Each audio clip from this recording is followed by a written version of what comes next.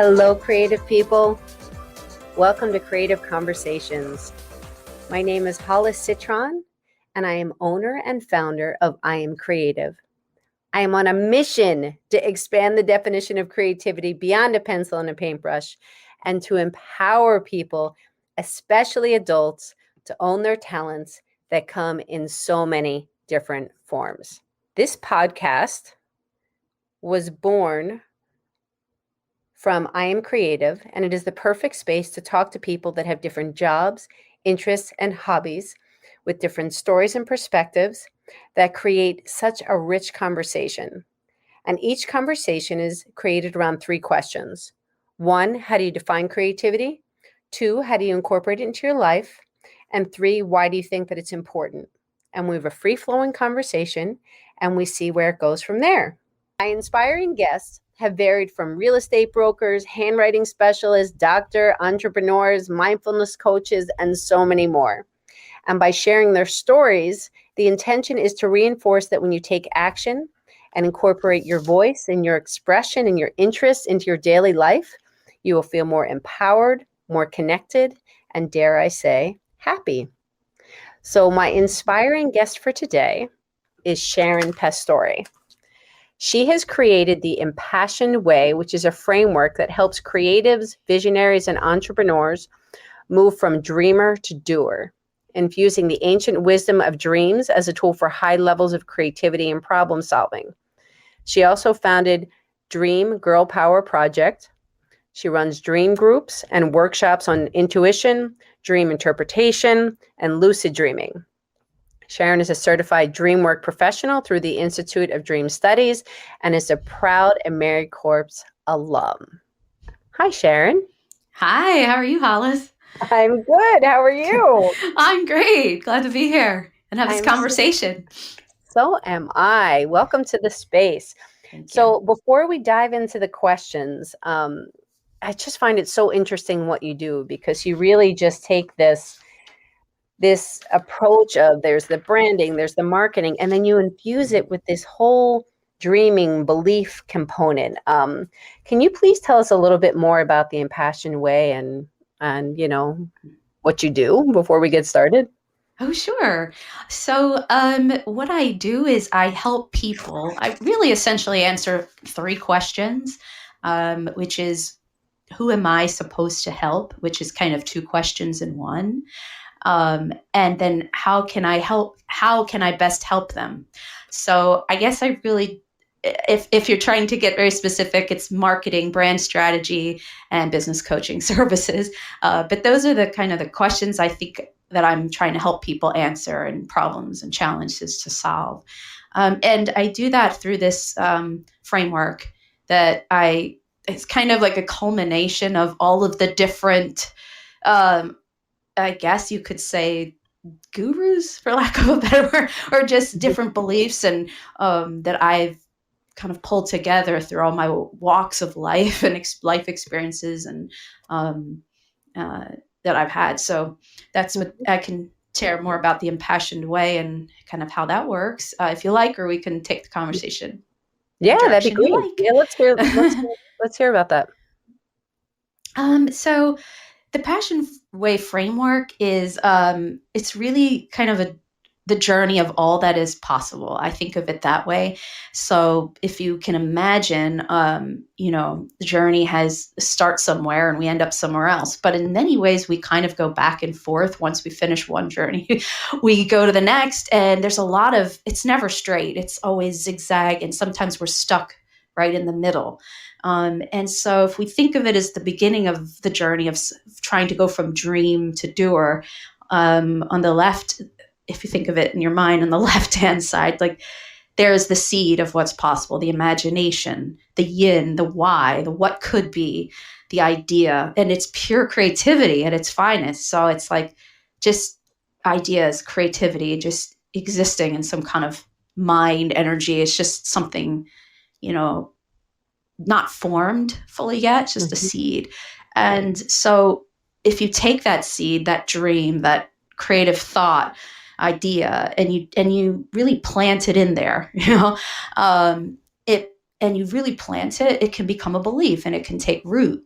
And that can be a wonderful thing. We are excited about something we love, and it can, and you're dreaming and you're just like, wow, wow, wow, or it could become a nightmare. You could be like, oh my God, oh my God, oh my God. So it all depends on the kind of the energy you attach to, or the feeling you attach to it, I guess you could say. And so once that takes root, you're going to take action based on those kinds of whatever beliefs you have. So you can, and so that action that you take is based on the belief that you have. I believe that, I can climb a mountain, I guess you could say. You're going to get some training. You're going to go out there and get the equipment, right? But if you're scared, you're probably going to be stuck right in the middle and not move forward. So that heart, the belief is the heart of where everything, you could either move toward your dream or stay in your reality. And so once you kind of get to that point of I can do this, I believe I can, then it's all about how do I do it? How can I do this? How can I best? So it's about keep asking those questions so you can get information and seek data and prove things true, because we make up a lot of stories in our mind. We're super creative people. We can make up all kinds of stories. Right? We believe a lot of stuff. And that creates our identity or our brand and our experience. So I feel like that's a little bit abstract, but it's kind of just how that's kind of how we flow through life, go from dreamer to doer. Yeah, no, I think it's beautiful. And I love how, because you shared with me that great visual and auditory that you have on YouTube. And I like how you really describe the word but and then how. Changing those words, which is so key in so much of what you described. Can you tell a little bit more about that? Sure. So, your belief is really the heart. And if you see the diagram, there's like a heart, and the belief is the heart of whether you're going to move forward towards your dream or stay where you are. And so there's magic words around the belief. And so if you say, what if, for example, those are magic words, and those are two magic words. So if you say like, what if I could start my own business? What if I could do that? Ooh, what if? And you're just like, kind of like, wow, like you kind of in a sense of wonderment. That's going to lead you more toward your dream and coming true versus, oh my God, what if I started my own business? Will I pay my mortgage? Which I've been up many nights wondering if I was going to pay my mortgage. So when so the word "but" is very powerful, because you can say, well, I could start my own business, but I need health benefits, so I can't. Yeah, which I've said, and I've been very, very, very stuck because I needed health benefits. So that's an example of when you use that word, it's a stuck word. It's a word that makes you stuck. And so if you're trying to create a life for yourself or create something and be in a creative mode, that word can definitely be stuck. But we live in a world of opposites. Everything's opposite, and it's enough to make you crazy. But it's I don't know if you know that Indigo Girls song. It says, with everything it's opposite, enough to keep you crying or keep this whole world spinning with a twinkle in its eye. I love that lyric. I love it. I didn't know that, but I love that. Yeah. And I always think that like something's going one way, but then it goes another way. And it's like, okay, it's just the opposites of the world. There's light and dark. It just is opposites. And I think like creativity is at the heart of those opposites and the expression of it. I feel like that's very abstract. I need to get grounded. No, but I think there's such importance in what you said. I mean, just in how you describe that with the but and the how and being stuck and basically being empowered. It adds a totally different emotion. And when you said it with your words, you could hear it. You can hear the emotion and you can hear the vibration, like you can hear the difference in it. when you get excited about something, you're like, but it's like, that just is like deflating the balloon. It's like, whereas but then you're like, how? But for me, I try not to get stuck so much in the how. I try and break it down into bite-sized pieces, because if I get stuck on the how, then I get some anxiety on my own. Well, how am I going to do that? And how am I going to do this? And how am I going to do that? Oh, that's interesting. Instead, like for me, that's how my brain works. So I'm like, okay, well, let me think. Okay, the first action step I'm going to take is I'm going to connect with this person and talk to them, or I'm just going to write it down, whatever. Just break. For me, that's how my brain kind of works. Yeah. Wow. I never thought of that, Hollis. So that's really interesting. So how am I gonna? So it's like it almost, if it were softer, how might I? How could I? How might I consider? Even just the possibility of, because like studying with Bob Proctor and like thinking into results. He's a mindset coach. He would always kind of reinforce, don't get caught up in the how. Don't get caught up in the how, because when you get caught up in the how, then that's what it can lead you down, and then it can create stuckness. But focus on the action. Yeah, I'm thinking about, like, there's actions that also create feelings too, or thoughts, more thoughts and feelings. So, and if the question of how am I gonna, I heard like, wow, that's a lot of pressure.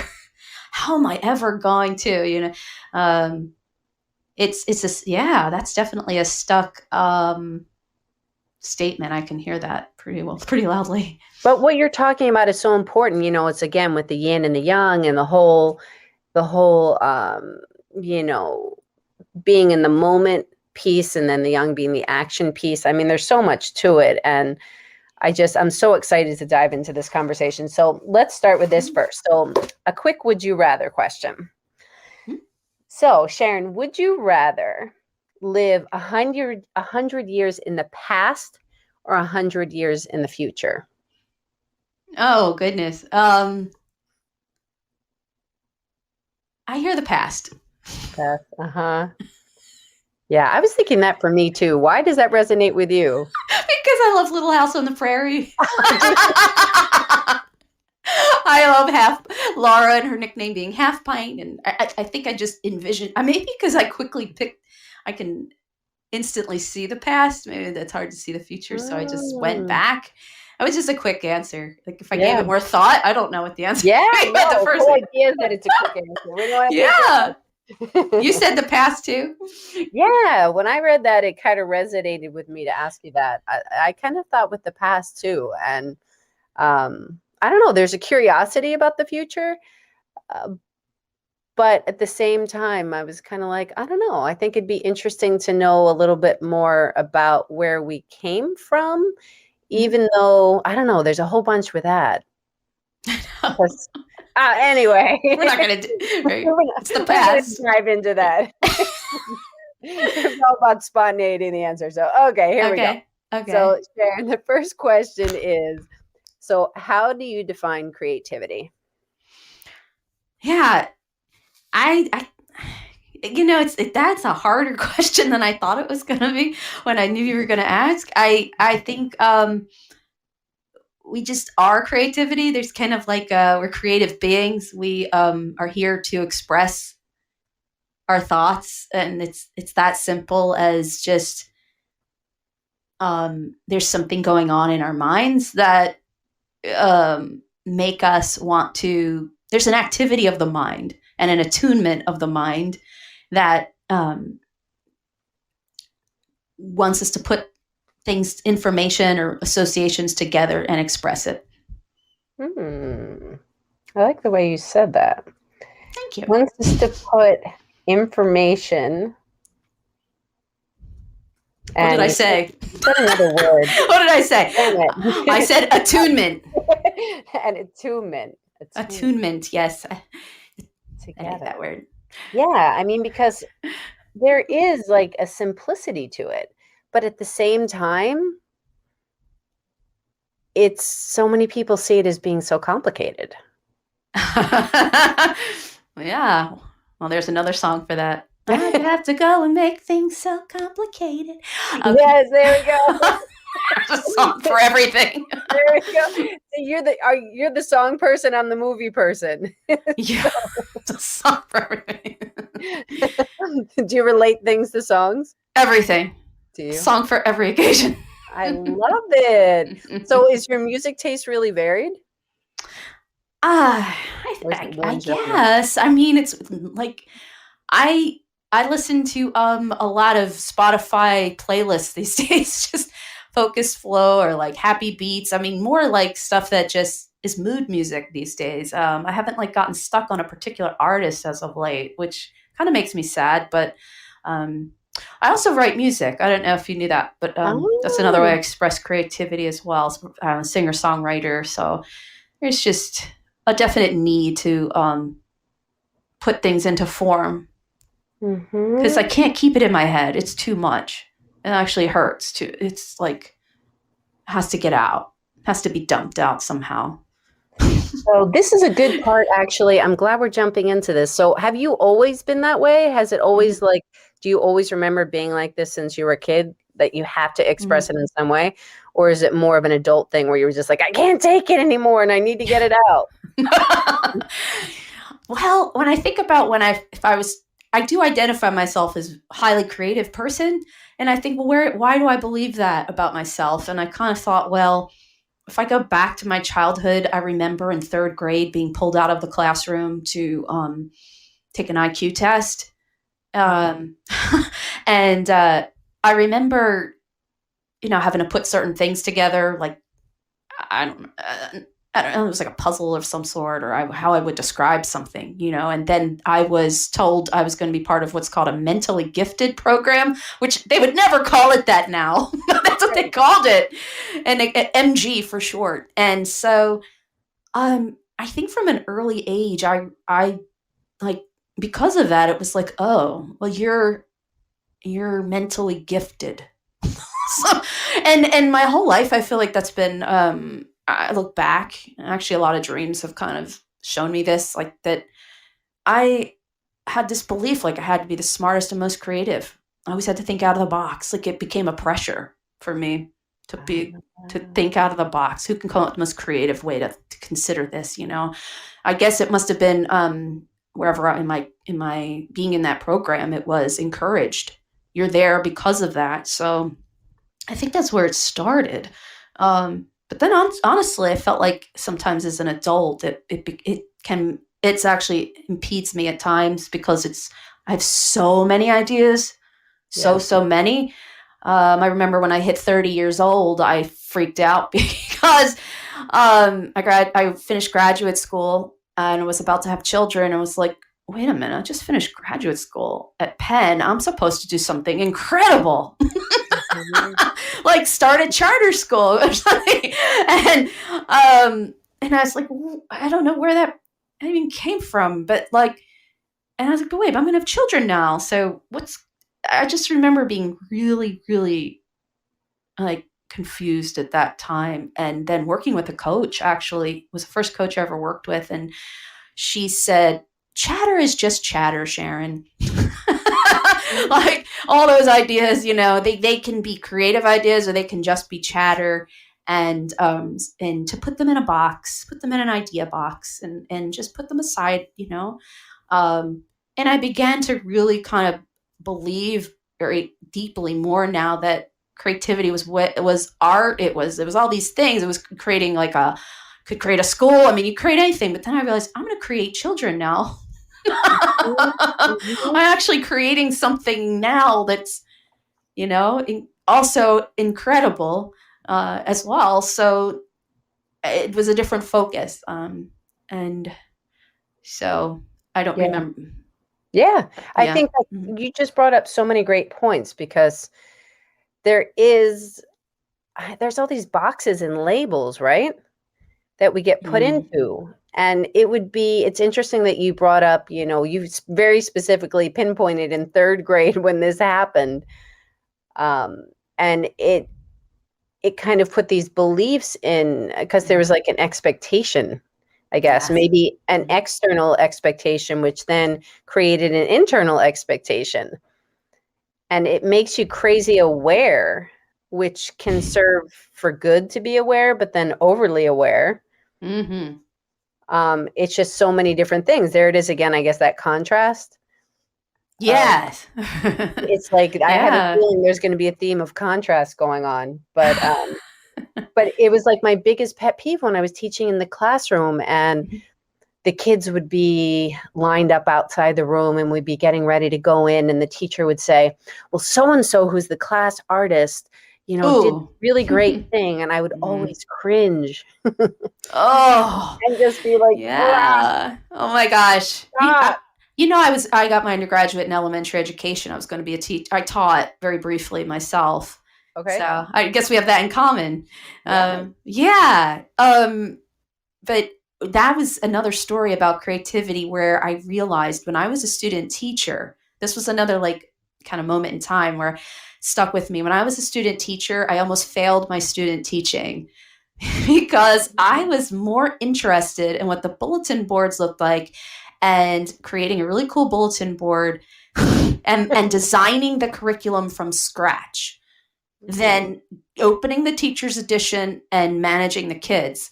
I realized, and they, and that's all I needed to do. I needed to be more of a manager, follow the classroom, like the book, the guide, the teacher's guide. It was all there, and all I wanted to do was recreate it. And I realized I was making myself. I almost failed student teaching as a result. So I was like, well, clearly I'm that this was maybe not necessarily the path for me being in the classroom as a teacher, because it was more focused on routine and classroom management and behaviors that was more valued than the creativity of it. Mm-hmm. Or the artistic creativity, the design of the curriculum. So stuff we traditionally think of as creative. It was more focused on management. Did you encounter that too? Or were you a classroom teacher?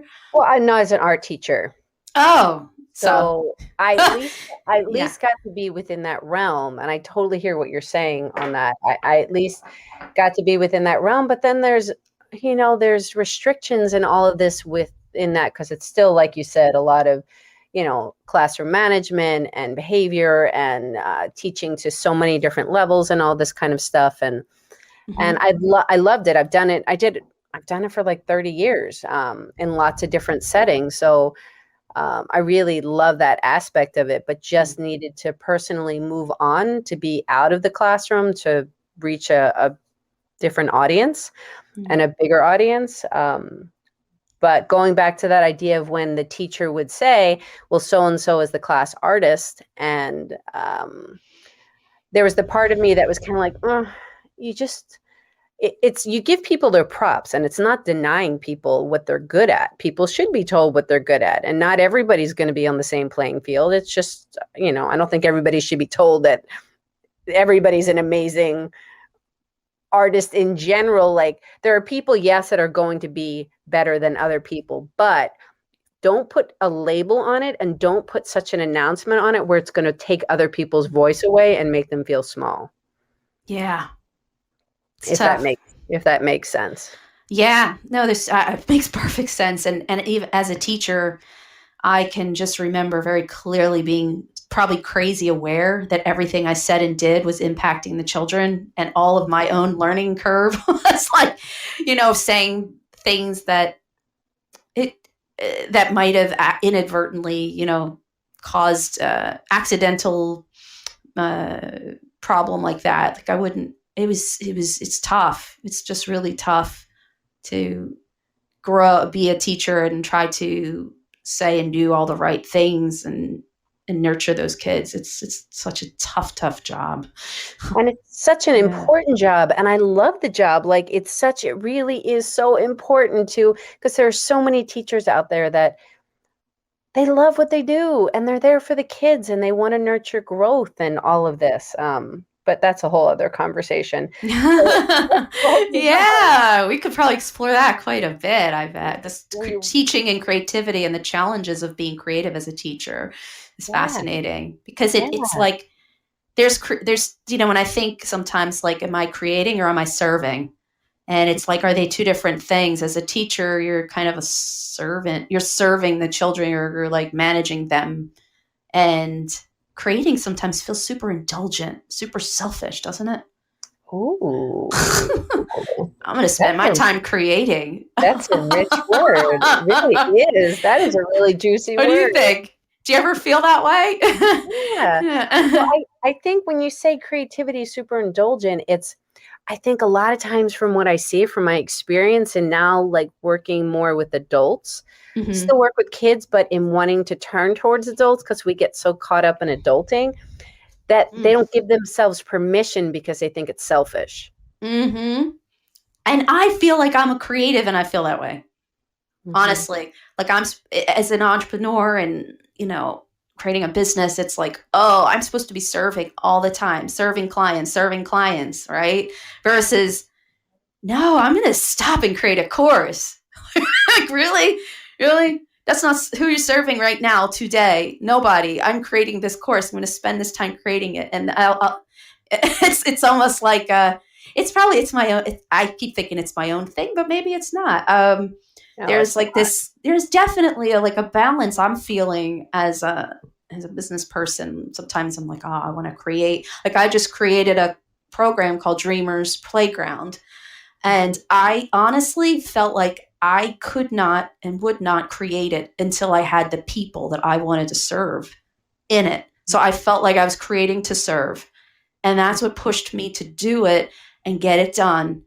I wanted the people in my mind very clear who I was serving so that I didn't feel like I was in like going down the whole of creation sometimes. Like I could create all day and then be like, what's going on? Look, it's almost like I'm afraid to sometimes because I've been there as a teacher. I've been like, if I don't look up, look around, make sure I'm serving, there's a balance. Have you noticed that? Yeah, there is. And it's interesting because I think like when you're talking about, I guess, again, there's the two different ways you can go when you're creating content. It's being very specific with your audience and saying, this is for a very specific person. This is my avatar. This is who I'm creating for. And then once I know I have them, then I'll move forward in it. Or where it's more mass marketing, I guess, in a sense, because you get this inspired action and you create, and then it's that magnetic thinking, I guess, for me. It's like, I'm going to create this and whoever's drawn to it is drawn to it. So I find it can kind of go both ways. Yeah, it can. And I'm like, what was I going to say? Oh, I was going to start. That kind of is a good segue into brand strategy a little bit, if you want, because one of the things when we create something and it becomes alive, it's part of our brand, it's part of our experience, it's our style. And so like if we're creating something with that person in mind, and they're actually giving us feedback as we create it, you can really get information directly and improve it at the same time you're creating it. And that's brand strategy, because you're thinking about, I'm creating this, but who am I creating it for? And then you're getting that feedback and then you're improving it. So you create a loop a little bit more. There's like an involved part of the creation from the audience. So it's a great way to create. I found it very like rewarding way to create when I know the audience is there. Sometimes even with music, like if I write a song, and it's just like sitting there, if it motivates me, if I know someone's ready to listen to it, and they know they're going to listen to it, I'm going to get feedback on it. So not that I'm going to improve my song or change my song, because I do feel like that's my art, but and people are going to just kind of go, that's nice, Sharon, that's really great, good job. Like they know not to touch that. But if they're not buying it from you, I mean, that And that, in fact, okay, now that brings up something I remember very clearly. I went to a songwriting workshop one time many, many years ago. And I remember this man wrote music for all kinds of famous people. And he was like, if you're going to write a song for yourself, that's one thing. But the minute you're trying to market it and sell it, well, that's a whole other story. Like, Mm-hmm. then it's got to be, it's a whole shift in mindset from just pure creativity of just for the sake of it versus now you're creating to sell. So now you have to involve an audience and you have to really learn what your audience wants and is interested in. And if you're kind of, sometimes people don't understand, I guess, like really, I don't know, maybe abstract art or type of music that no one's heard before. Like if you created rap music in 1922, Right. Right. Back Right. to the Future, right? You see that movie?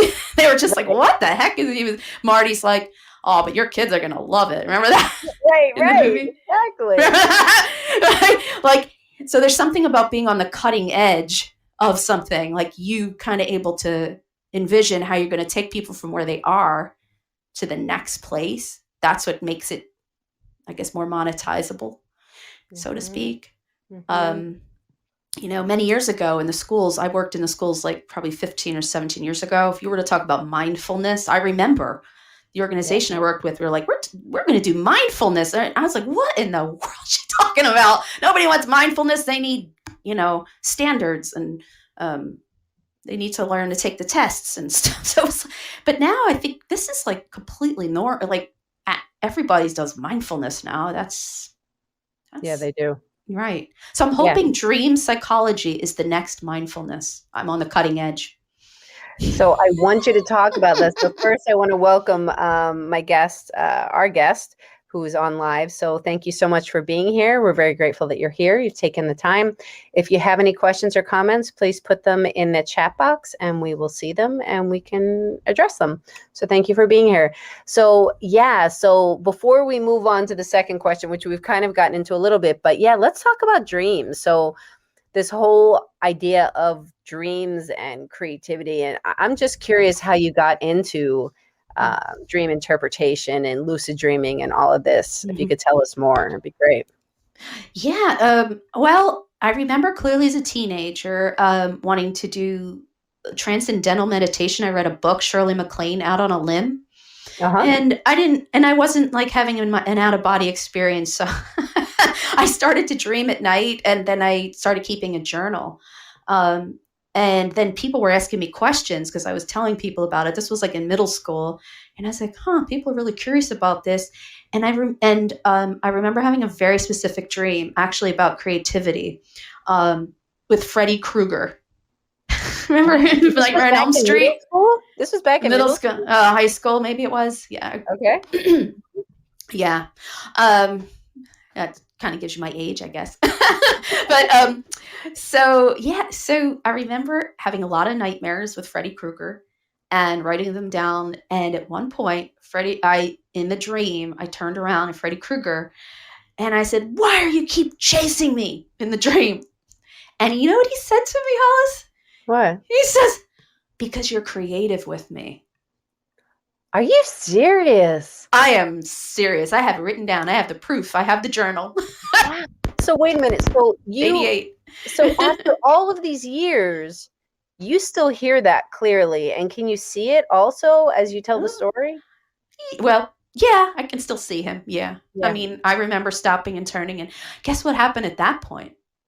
What? We became friends in the dream. Freddie and I went on adventures together, and I stopped having nightmares at that point. I really didn't have a lot of scary dreams after that. And there's so much to that around how people can use when they have scary dreams, how they can actually face their fears in their dreams. And once you become aware you're dreaming, then you're seriously on like super conscious level if you know you're dreaming in a dream, which is called lucid dreaming. But that was the beginning of me tracking dreams and realizing you can shift your mind in a deep state like that, an altered brain state. So did you study with anybody? Well, you did. You went Mhm. to you were certified at the Institute for Dream Studies. Yeah, I took a year-long program and studied there. So it's in dream work. So it's really about I learned about way beyond interpretation. So a lot of people will start with, well, I had a snake in my dream. What does it mean? And so it goes really way beyond that, because a symbol or something that shows up in your dream is usually it can be cultural or archetypal. Like the Statue of Liberty shows up in a dream, it means something different to you or I because we're from the United States than it does to somebody from France, let's say. So, Mhm. but there's certain symbols that are universal, that people are aware of, like water is kind of universally a symbol of emotion and flow type of emotion. So if you dream of a tsunami, like it tends to mean like you're overwhelmed. You've like overwhelmed with emotion. Mhm. Generally, like it can generally mean something like that, but a lot of times it's very personal, a symbol. So, and something might have happened to you. And that's the kind of education I got. And then how do you work with the dreams? So when you unlock a dream can have a message to it, because it's really the mind, creating like associations. It's an extraction of new knowledge from existing information through the discovery of unexpected associations. So the brain is always asking, what if, what if, what if, what if? So have you ever had a dream where it's like, oh, everything was hunky dory, and then all of a sudden, right, Mhm. this happened? It's Yeah. really the same thinking state when you're sleeping as when you're awake and you're thinking, okay, everything's fine, but what if this happened? Same thing in your sleep. But there are ways to train yourself while you're awake to shift the dream to be more positive, kind of what happened with Freddy Krueger. Sometimes we do it on our own, but you can consciously do this stuff. And when you shift it on such a deep state as your subconscious and your super conscious like that, then it completely overflows into your waking life because you just reprogrammed your mind while you were sleeping. Mhm. It's Mhm. supercharged stuff that and super creative. It's pure Right. creativity. You're like witnessing your own creativity. A dream is a movie that you create and direct and produce in your mind every night. Mhm. It's creative. So, what do you two things are coming to mind. With the dream, so when you have like there are times when I've had bad dreams and then I wake up and I'm like, I don't want to stop. I don't want to dream this anymore. And I go back to sleep and it goes exactly back to that same part. Oh yeah. Like, and then I'm like, no, it's like I wake myself up. It's like, I don't want to dream this. Cut, cut, Yeah. cut. Oh right. Like the movie keeps going. Right. Like Cut, being a cut. director. Yeah. It's like cut, end scene. Okay, you just And said there, something. Oh, go yeah. ahead. Yeah. So, Go ahead. Hollis, when you said that cut and scene, Mhm. actually say that. Tell your mind. Your mind will do anything you want it to do. It's such a puppy dog. It's your faithful servant, your brain. So it's like cut the scene, and then imagine a new scene. What would you want instead? What if it were this? I want to see this. And it could take a little programming, but I'm telling you, it happened pretty quick in the dream state. Very quickly. Like the thing you hate, you said love and light to it in your dream, boom, it's gone. It's like, what the Mhm. hell? I am powerful. Yeah. um, so it's cool. It's really, really cool. It's so empowering. But I just love this concept of what you're doing, of how you really weave this kind of deep subconscious thinking and telling stories and envisioning into people's awake life. Like Hmm. you kind of really are taking people on a journey in both spaces and and Yeah. interweaving them, which is beautiful. Yeah. I mean, it's definitely 24/7 dreaming. It's kind of that, we talk about dreams. It's really one and the same. It's just at night we don't always understand the language of it because our brains some parts are active and some parts aren't. And I've been taking the time to figure out how to infuse dream psychology and brand strategy. And there is a lot that exists around it, but it's mostly focused on, well, let me take a step back, because I think they're two concepts that are very confusing. Not people don't know a lot about. So when I talk about dream psychology and then I talk about brand strategy, I always get glazing over, and like, what do you mean? So like, I give an example. Yes. I can do this for personal branding, and I can also do it when you're branding when you're thinking about your customer. So if we go back to simply the question of like, who am I supposed to help? You can actually dream this question up, like literally dream on it, and go to sleep, just like we say, sleep on it, and then wake up and you have ideas and you write them down. You can dream on it too. So you can ask yourself for a dream. I call it a requestion. It's a request in the form of a question in your dream. Yeah. So like, you can ask your mind, your deeper mind, and attune, so if you're a spiritual person, you believe you're actually gathering information from other realms in your dream, all of it, right? You can just pull it all together and say a simple question like, who am I supposed to help? I've done this and I've had incredible dreams from this. So it's so fascinating what the mind is going to give you. You could do this tonight and just wake up with some insane dream and write it down. If you don't write it down when you first wake up, it's easy to forget. A lot of people say, I don't remember them, but you'll be shocked if you actually just, when you wake up in the morning and even if you just write down your thoughts, you don't even have to, the research says you don't even have to remember the dream to actually benefit. If you do, you're like 10 times more likely to, and you pay attention, you can really supercharge your creative problem solving. But you don't have to. You just sleep on it and ask something as you fall asleep. And so that's what deja vu might feel like. You're just like, oh, this feels so familiar. It might have been from a dream that you had.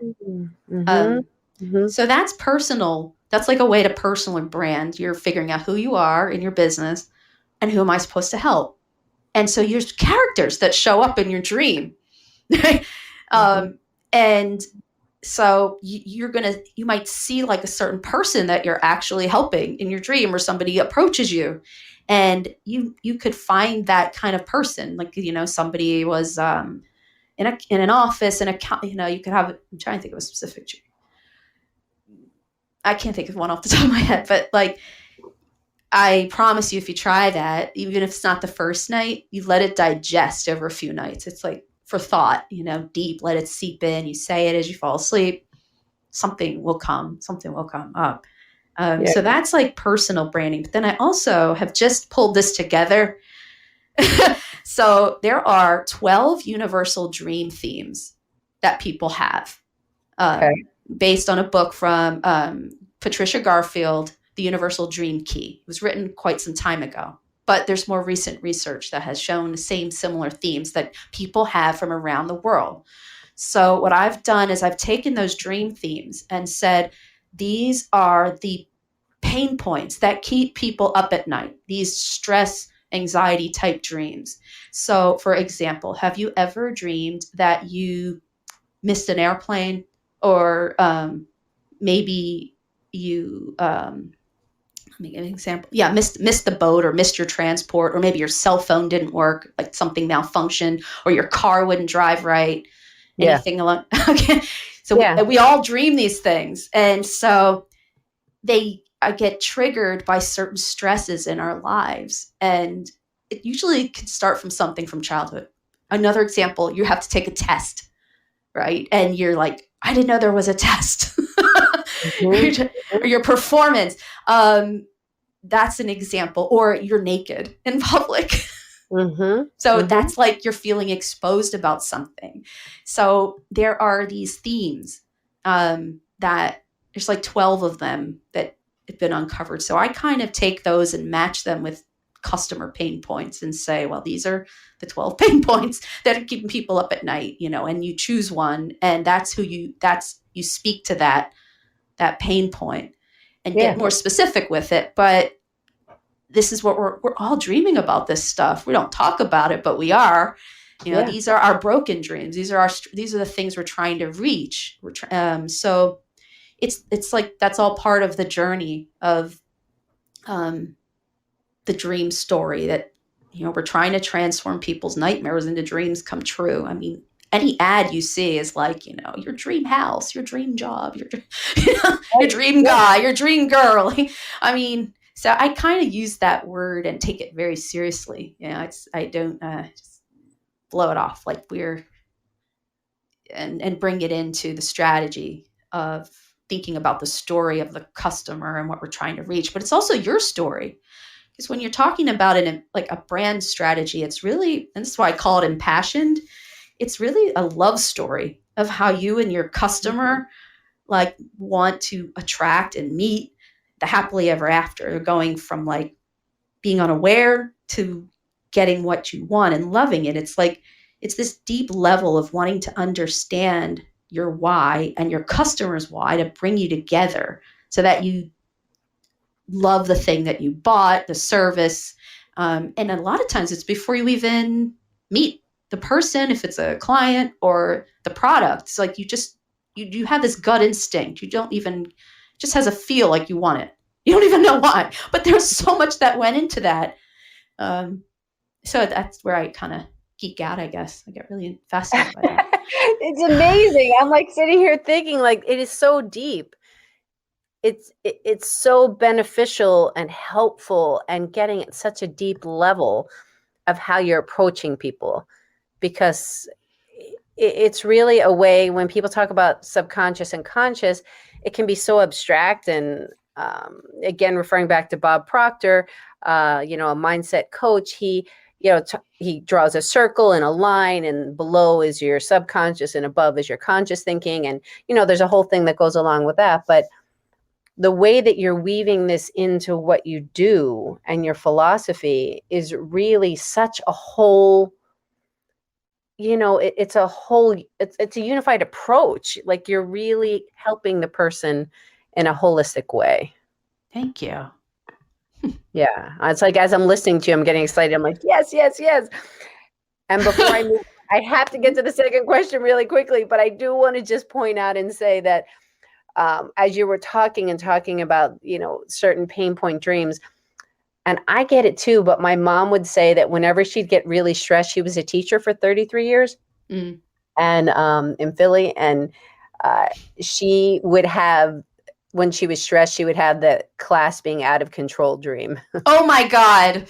I had so many of those dreams, Hollis. Yes. So many. Yeah. Oh, the classes. I have I get so much to share about that. Maybe have to.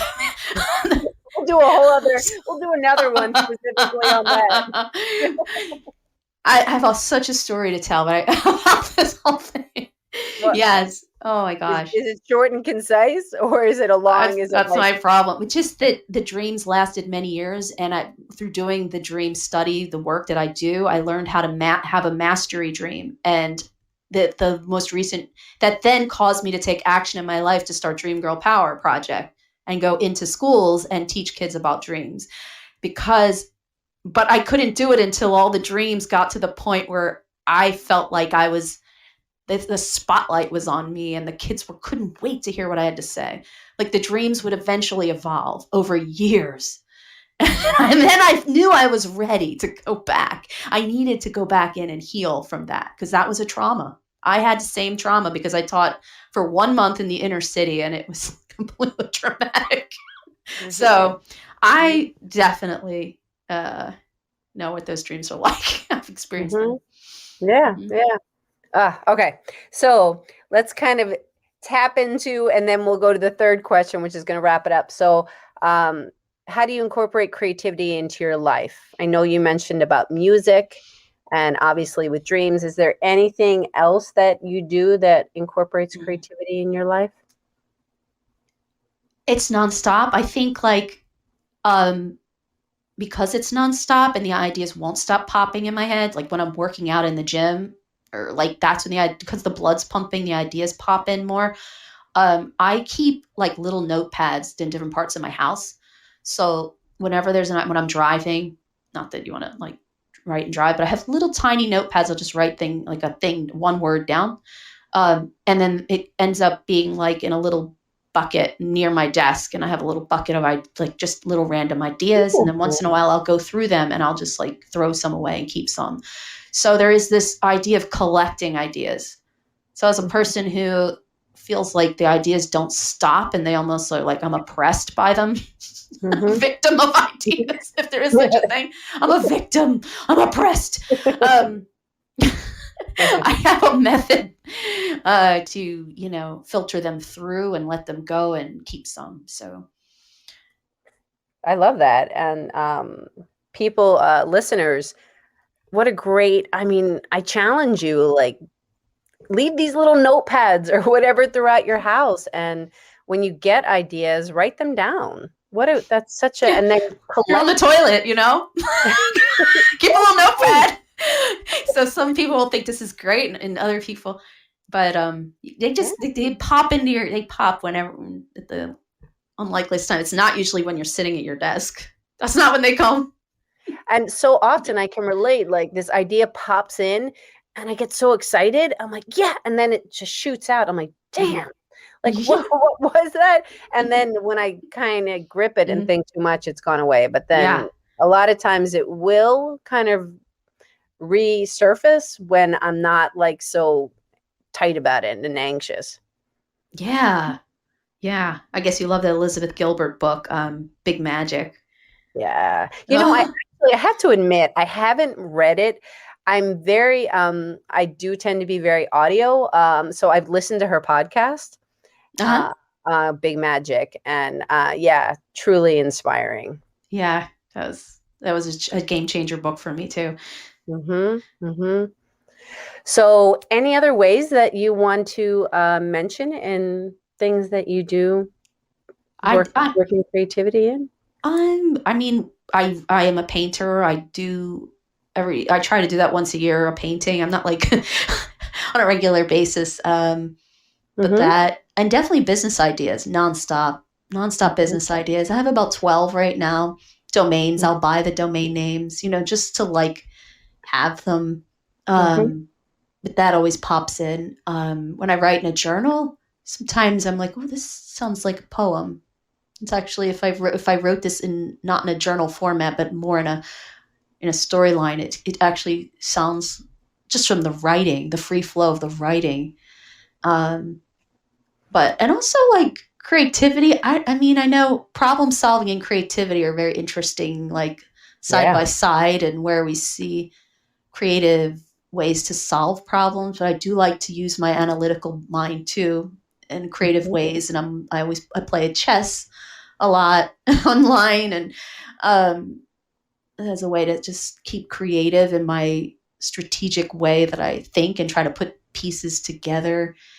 So yeah. Yeah. So you offered so much there, and thank you for expanding that definition so well, because that's what this is all about, of expanding it into that whole idea of problem solving and recognizing that playing chess is very strategic and very, creative in thinking. Being in a business setting and meeting a deadline and having to come up with ideas and collaborate with others and communicating, all of that is a definition that falls under the umbrella. And I think that people get so empowered when they can see that, oh, well, I'm good at that and I enjoy that. And it includes them in the definition, and it really creates inspiration. And I think it's that question. We go back to the question of how might I, or how could I? As soon as you ask it, you're creative. Just by, it's a question you ask yourself. Really, if somebody's thinking like, well, how do I don't have ideas popping in my head. If somebody said that, just start asking questions and being open to receiving information, just by asking, and without pressure. And now that you've brought that up, Hollis, without a question that's not pressure, light. I think you have to be playful, don't you think? You have to stay in a playful space for creativity. I think that's key, actually. in whatever it is. I think it needs to be, not that everything is fun. It's not all rainbows and butterflies, but it's not, there's that tightening of the how where it feels different. It's just like, oh, well, how am I going to do that? How am I going to do that? And then nothing comes. But when you're just kind of thinking, yeah, running, or okay, exercising, that's when the ideas are showing up. I take a walk. My best lyrics, music. I'm not in the studio. I'm like walking on the street, taking a walk in the woods or like a trail. It just doesn't come when I sit down like that. beautiful. Yeah. Like I'll get up and pet the cats. Like if I go like someplace where I'm like, Holly, I'm getting on my nerves. Like I'm getting on my own nerves. I have to walk away, talk to the cat. Do you personify everything I do? Everything is a character. I'll go talk to the cat and he's like, meow, like he's talking to me. I'm like, good, okay, now I'm more relaxed. Everything's got a name, everything's a character. Yeah. Well, since we're getting to the top of the hour, I want you to be able to tell people how to reach out to you and all that good stuff. But I want you to sum up and answer for me. And I want to also acknowledge the people who've entered the room. Thank you so much for being here. If you would like to ask a question or make a comment as we're coming to a close, please don't be afraid to put it in the chat box. We'd love to hear from you. So why is creativity important? Oh, it's like the essence of everything, of like our purpose. It's we have to. What? We go crazy if we don't express our creativity. So it's like it's not meant to be in our heads. It's meant to be expressed and brought out in some way, and that's part of our biological need. It's like it must be in some way, or we go nuts. Or I can speak it for myself. I must, or I will go crazy. There you go. There's your quote. I must be creative or I will go nuts. I always take a quote from each podcast and I put it. That's the one you're. Oh no! The page, and that's the one that's resonating. I must, or I'll go crazy. Creative or crazy? There's a fine line between the two. Creative genius, right? Creative or crazy? Mad genius. There's the contrast again. It's all where if you can find the contrast in things, that's the most gorgeous part of a creativeness. Like I don't know. Yes. So, listeners, we challenge you. To.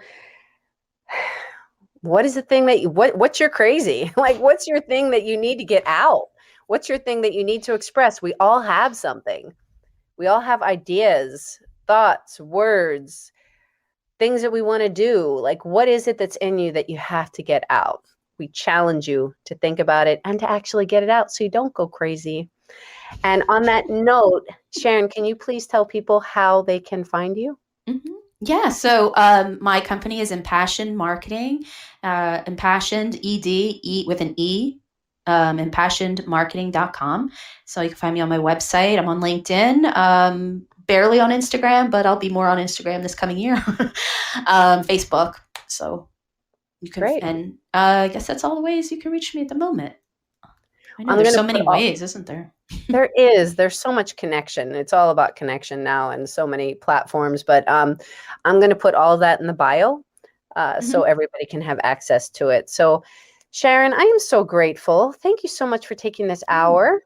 This has been a lot of fun, Hollis. I really enjoyed talking. It's one of my favorite topics, too. Thank you for doing what you're doing and helping people who don't necessarily feel creative to express themselves. It's critical. Thank you. It is critical. Like you said, that it's going to stick with me all day and so we don't go crazy. Like that's the whole point. Creative or crazy? Which one do you choose? We need to empower I choose creative. I choose creative.